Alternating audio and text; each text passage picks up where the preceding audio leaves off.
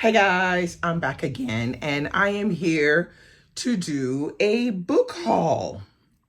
So I have 7 books that have arrived over the past couple months and I'm hoping to get to a couple of these before the end of the year if possible. So the first two I'm going to start with are 2 classics. So the first one is Shirley by Charlotte Bronte.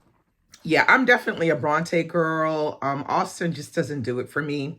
This one is one that has been on my TBR for a very long time. This one, it says, a struggling manufacturer, Robert Moore, has introduced labor-saving machinery to his Yorkshire mill, arousing a ferment of unemployed and discontent among his workers. Robert considers marriage to be wealthy and independent Shirley Kildare to solve his financial woes. Yet his heart lies with his cousin Caroline, who, bored and desperate, lives as a dependent in her uncle's home with no prospect of a career. Shirley, meanwhile, is in love with Robert's brother, an impoverished tutor, a match opposed by her family. As industrial unrest builds to a potentially fatal pitch, can the four be reconciled? Set during the Napoleonic Wars, at a time of national economic struggles, Shirley is an unsentimental yet passionate depiction of conflict between classes, sexes, and generations. So yeah, this is one that I have a feeling that I'm really, really gonna love.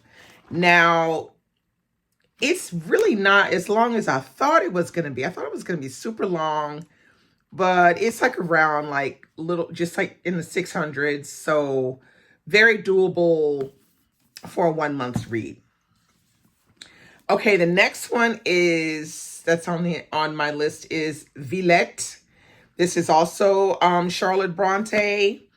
And this one, it says, with neither friends nor family, Lucy Snow sets sail from England to find employment in a girls' boarding school in the small town of Vlet.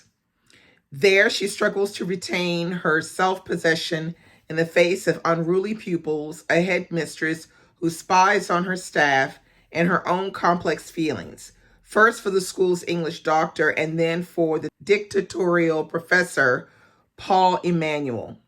Drawing on her own experiences as a teacher in Brussels, Charlotte Bronte's last and most autobiographical novel is a powerfully moving study of the pain of unrequited love, narrated by a heroine determined to preserve an independent spirit in the face of adverse circumstances.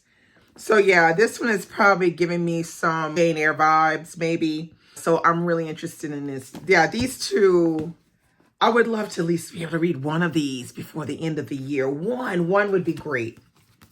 So we're going to see. We're going to see.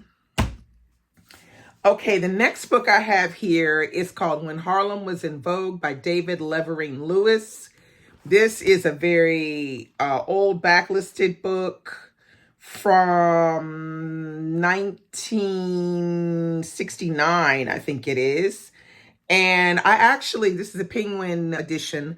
I saw this on Ginger's TikTok, and I love Ginger's TikTok when I get over to the TikTok, because I ain't over to the TikTok like that. But I saw her talking about this book and how she, it has pictures in it, and apparently gets into the nitty gritty of all the goings on inside of the Harlem Renaissance. It's like, she said it was a really good read. So I picked this one up because I am definitely interested. So that is When Harlem Was in Vogue. All right. Next I have on my list Happy Land by Dolen Perkins Valdez. So Dolen Perkins Valdez, her debut novel was called Wench. Then her sophomore novel was called Bomb. Then her third novel was called Take My Hand, which I have not read yet. And now we have this one here, which is called Happy Land, which has just arrived. So this one is a story about Black Americans and owning land and being able to pass on wealth, generational wealth. So this one I hope to get to when I finish reading Take My Hand, because I want to continue the progression of reading her books from the beginning up until this one. So I read earlier this year, I read Balm. So the next book I will be reading is Take My Hand, and then I will pick up Happy Land. All right, this next book I have is called The Dream Hotel by Layla Lalami. Now, the first book I read by Layla Lalami was The Other Americans, which I found it was fine. I think I gave it maybe like about a 3 stars. But this one came out and it sounded really interesting. So I'm hoping that this one will be, a good read.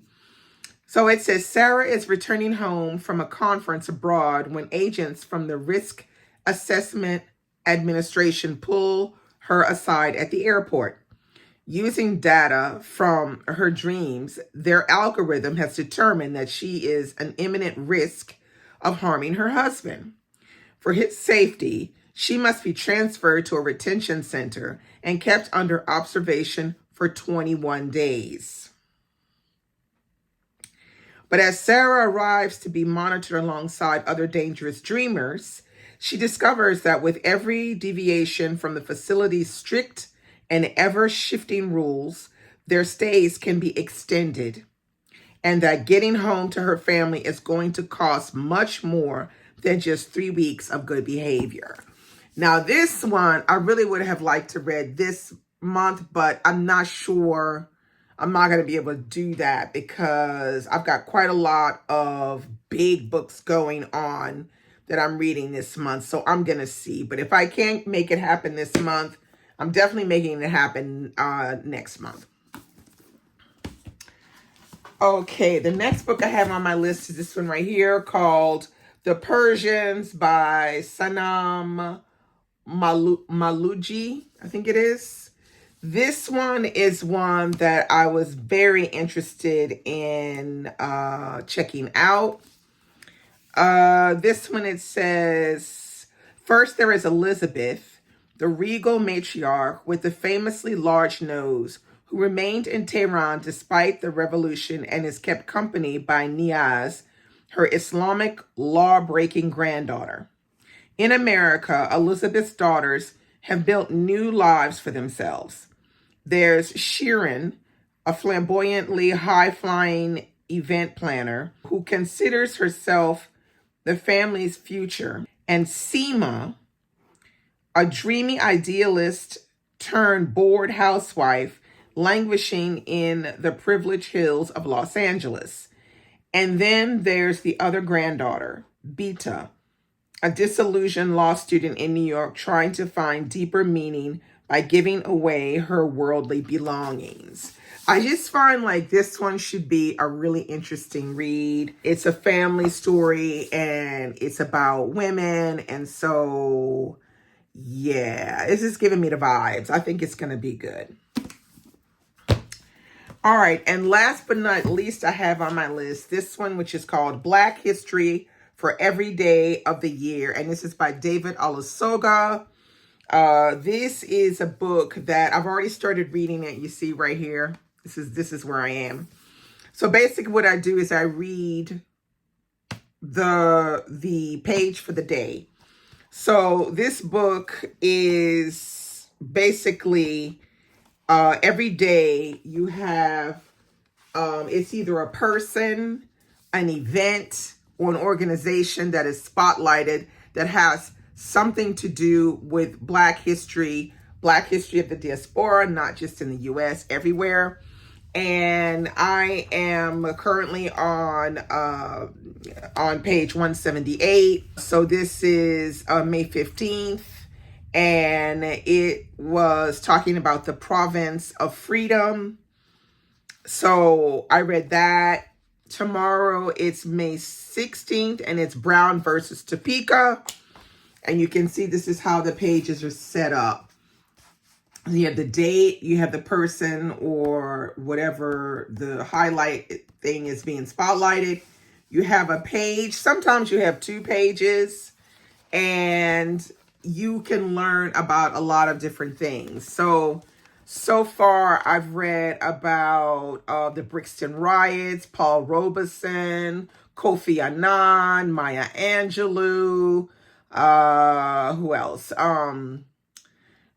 Sidney Poitier, Surya Bonali, John Boyega, Muddy Waters, Lorraine Hansberry. I mean, I've really read Tsitsi Dahumbega, Nile Rodgers.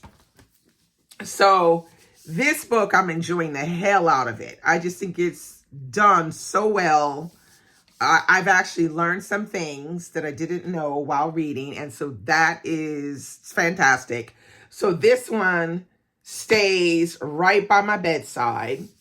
So when I wake up in the morning, I grab this book, I turn to the day, I read my day, and I'm off. I love it. I highly recommend it if you're interested in diaspora, Black history, and you want something that is like a good keepsake, because it is a beautiful book. It's got these beautiful end pages, and it's also printed onto the hardcover. Very beautiful and great information. Highly recommend it. I will be finishing this one the 31st of December, 2025, because it really is day by day. Now, I may finish it early if I want to read like a month at a time, but I'm enjoying the fact that I can consume the book over the year by taking it one day at a time. I think I'm enjoying it a lot better like that. So that is all that I have here of my books that I got for my book haul. I hope you enjoyed this. Let me know if any of these are floating your boat. And let me know if there are any, good books that you have purchased this month. Let's talk about it below. And I'll see you very soon with another video. Bye-bye.